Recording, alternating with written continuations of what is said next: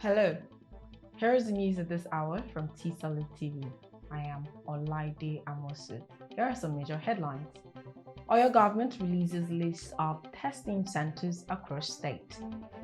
Federal government suspends electricity tariff hike. On the foreign scene, Trump-Biden clash in chaotic first presidential debate.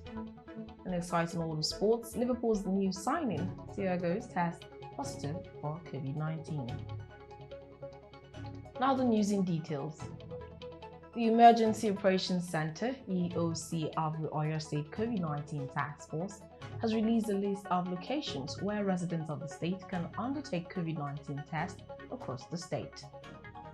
A statement by the Chief Press Secretary to Governor Seyi Makinde, Mr. Taiwo Adisa, stated that the list of centers was ratified on Monday at the state's COVID-19 Task Force meeting presided by Governor Makinde. Added that the task force called on residents of the state to avail themselves the opportunities of its decentralized testing system to get themselves tested for the virus.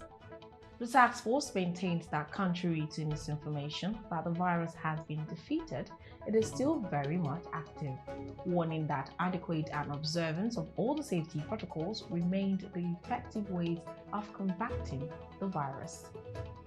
According to the statement, the available testing centers in the state include State Hospital Oyo, General Hospital Shaki, General Hospital Iseyin, General Hospital Igbora, General Hospital Akpata Ibadan, and the Leko Salami Stadium at Damasiba, Ibadan. Health is Wealth, Secretariat Road, Ibadan, and Lautech Teaching Hospital, Ogbomoso. It added that testing is also available in approved private laboratories across the state. The chairman of Water Corporation of Oyo State, Dr. Adebayo Adepoju, has declared that there is no record of illegal sale of assets belonging to the corporation, contrary to claims by an opposition politician in the state. It was recalled that engineer Hakeem Alao, the governorship aspirant on the platform of the defunct Alliance for Democracy, AD, in the 2019 election, had alleged the current administration of selling assets belonging to the corporation. Adepoju, in a statement made available to newsmen in Ibadan yesterday, said that the corporation has only embarked on an inventory taking and auditing so as to ascertain and account for all the assets of the corporation. He, however, assured members of the public that the corporation remained committed to providing potable water to residents, noting that no amount of lies or character assassination would deter the corporation from achieving the mandate of potable water for all. The Nigerian Electricity Regulatory Commission, NERC, has finally issued an order suspending the September 1, 2020 hike in electricity tariff for 2 weeks. This is in line with the agreements reached with organized labor on the suspension of strike over the hike in electricity tariff and increase in pump price of petrol on Sunday night. NERC yesterday night handed the order to the 11 electricity distribution companies, DISCOs, in the country to suspend the recent hike in tariff. Suspension of the hike in tariff for 14 days is to enable wider consultations between the government and labor with a view to reaching a compromise and resolution of the contending issues involved. According to the NERC, the tariff suspension will be from September 28, 2020 to October 2, 2020.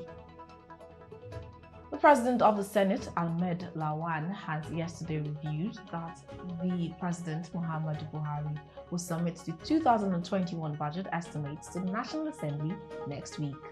Lawan has therefore appealed to the senators to embark on necessary oversight functions on the federal ministries, departments, and agencies to assess the performance of the revised 2021 budget, noting that lawmakers would devote the month of October for budget defense, while November would be for the internal processing of the document.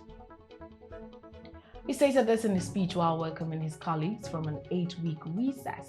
However, Lawan noted that the Senate needed to pay particular attention to the implementation of the federal government Economic Sustainability Plan describing the strategic plan as an essential means of revamping the economy by providing interventions in the mass agricultural program, infrastructure, mass housing program, investments in healthcare infrastructure, among others.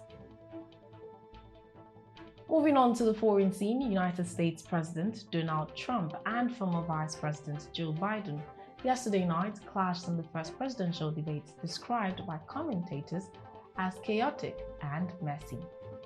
The 90-minute encounter was characterized by frequent interruptions, mostly from Trump. Anchor and moderator of the night, Chris Wallace, had a hard time controlling both candidates, who talked over each other. Trump of the Republican Party and Biden of the opposition Democratic Party squared off on the coronavirus pandemic, taxes, crime, the economy, climate change, election integrity, among others. Trump, however, renewed his attacks on mail-in ballot, describing it as a disaster and adding that it would be a fraud on a scale never seen before. The West African state of Guinea, which is in the middle of a turbulent election campaign, has closed its land borders with Guinea-Bissau and Senegal. A source in the Ghanaian capital, Conakry, said, without elaborating, yesterday that the closure is for security reasons. Guinea-Bissau's Interior Minister, Botch Kande, earlier told journalists that he had received reports from border agents indicating that the frontier had been unilaterally closed since Sunday. The president of Guinea-Bissau, Umaro Sissoco Embalo, has tense relations with Guinean President Alpha Condé, who is seeking a controversial third term in office in the October 18th ballot. However, Condé is bidding for a third term in office, defying critics who say he forced through constitutional changes this year, enabling him to sidestep two-term presidential limits. The 82-year-old, a former dissident, became Guinea's first democratically elected president in 2010 and was re-elected in 2015. Moving on to the exciting world of sports, Ole Gunnar Solskjaer, Manchester United's first formal bid to bring Jadon Sancho back to the Premier League worth up to €100 million, has been rejected by Borussia.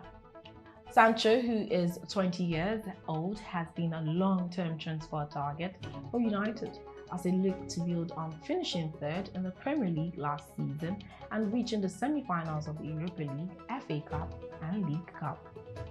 The England international joined Dortmund from Manchester City for a reported €10 million 3 years ago, but has shone in the Bundesliga to become one of Europe's football's brightest talents.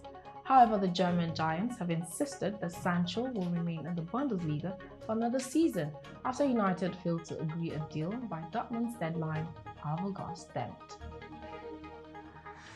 Liverpool's new midfield signing, THIAGO Alcantara, has tested positive for COVID-19 and is self-isolating with minor symptoms. The Spaniard joined from Bayern Munich earlier this month and made his debut in their 2-0 win over Chelsea. He has now been ruled out of their next 2 games after missing Monday's 3-1 victory over Arsenal at Anfield. Liverpool will host Arsenal in the last 16 round of the English League Cup on Thursday and return to league action on Sunday with a trip to Aston Villa. Spain manager Luis Enrique is due to announce his squad for this month's matches with Portugal, Switzerland and Ukraine. With that, we've come to the end of the news, a recap of the headlines. Oyo government releases list of testing centers across state. Federal government suspends electricity tariff hike. On the foreign scene, Trump, Biden clash in chaotic first presidential debate. In exciting world of sports, Liverpool's new signing, THIAGO, tests positive for COVID-19. Please do not forget to always adhere to COVID-19 safety measures. The news was compiled by Mobola Badikale. I am Olaide Amusin. Good day and thank you for watching.